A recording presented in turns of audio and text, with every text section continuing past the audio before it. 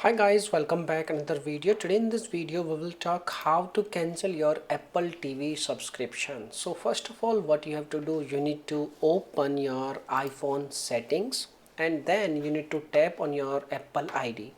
Now you need to select subscriptions and after that you need to select Apple TV from a list of your all subscription on your device on your ID. So you will see there is a Apple TV. You can select any app which you want to cancel. In our case we are going to select Apple TV.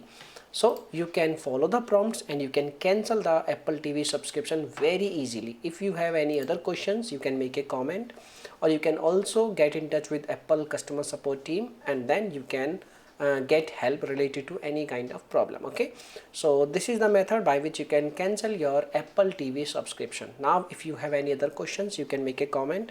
I will reply you very soon, and thanks for watching this video. Bye bye, take care.